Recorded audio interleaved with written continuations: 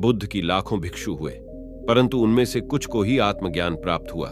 उन्हीं भिक्षुओं में से ही एक भिक्षु की एक छोटी सी घटना बताने जा रहा हूं। एक बार एक बौद्ध भिक्षु मुनिवर से पूछता है, मेरे जीवन से क्रोध जाता क्यों नहीं है?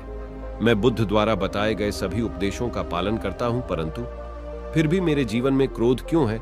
बौद्ध भिक्षु उसे व्यक्ति से पूछते हैं कि तुम तथागत द्वारा बताए गए किन सूत्रों का पालन करते हो? व्यक्ति कहता है, काम वासना दोषपूर्ण है, हमें काम वासना में ही लिप्त नहीं रहना चाहिए। फिर बौद्ध भिक्षु व्यक्ति से पूछता है, और किन सूत्रों का अनुसरण करते हो? वह व्यक्ति बोला कि मैं स्त्रियों की तरफ आंख उठाकर भी नहीं देखा, उनसे एकदम दूर ही रहता हूं। बौद्ध भिक्षु ने उसे कहा, और किन सूत्रों का अनुसरण करते हो?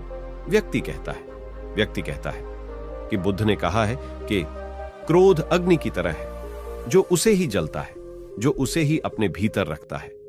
बौद्ध भिक्षु कहता है, इन सूत्रों का क्या अर्थ समझते हो?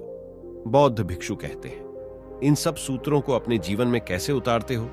व्यक्ति कहता है, मैं खुद को शांत करने के लिए कोशिश करता हूं। जल्दी किसी बात पर क्रोध न करो, इसका हमेशा प्रयास करता हूं, लेकिन कभी कभी मेरा क्रोध फूट जाता है और मैं आपा को देता हूं, और इसी वजह से मैं कई बार वेश्यालय भी चला जाता हूं और बाद में मुझे खुद से ही घृणा महसूस होता है।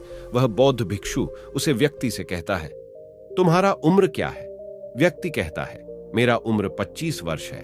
फिर भिक्षु पूछते, क्या तुम्हारा विवाह हो गया? व्यक्ति कहता है, नहीं, अभी मैं कुछ कमाता नहीं, इस वजह से मेरा विवाह नहीं हुआ है। भिक्षु कहता है, समस्या यह नहीं तुम काम वासना से ग्रसित हो, पीड़ित हो, बल्कि समस्या यह है कि तुम बुद्ध द्वारा दिए गए बातों का गलत मतलब निकल लिए हो। तुम उनके ज्ञान से वंचित रह गए हो।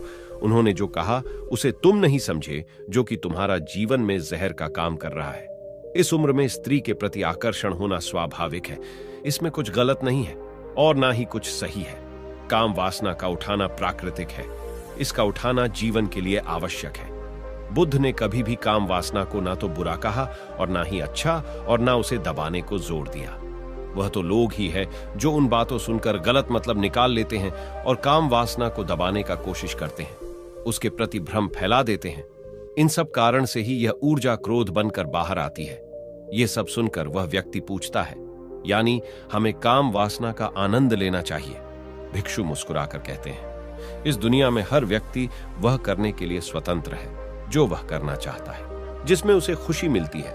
काम वासना में लिप्त होना भी आनंद का अनुभूति कराता है, लेकिन वह आनंद कुछ समय के लिए है, वह हमेशा नहीं रहता। लेकिन मनुष्य की खोज ऐसे आनंद के बारे में है जो हमेशा खुश रखे, क्योंकि भीतर से अधूरा है। वह बार बार काम वासना में लिप्त होता है, यह सोचकर कि इस बार वह भर जाएगा, लेकिन ऐसा नहीं हो पाता। अंत में वह खुद को खाली ही पाता है, जिसके कारण व्यक्ति के जीवन में दुख का अनुभूति होता है। काम वासना दोषपूर्ण है। व्यक्ति को सिर्फ काम वासना में ही लिप्त नहीं रहना चाहिए।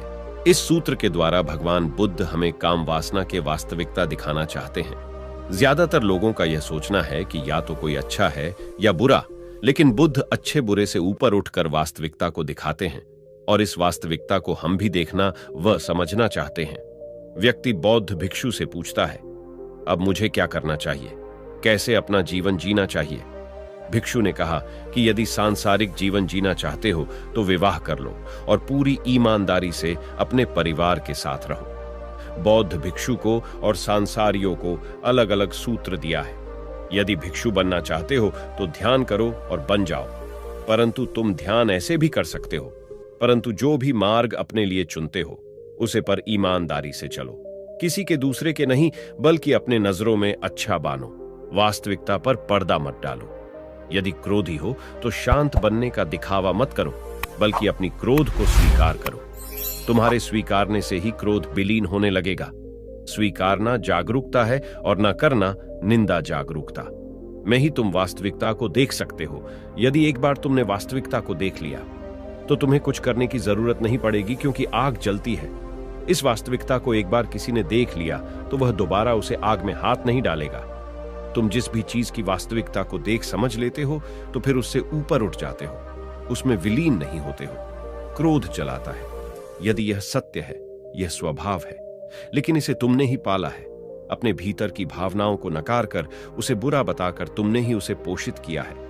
तुम्हें वह बात सदैव याद रखना चाहिए कि यदि क्रोध बेवजह उठना है तो तुम्हारे ही दबी हुई भावनाओं का दूसरा रूप है।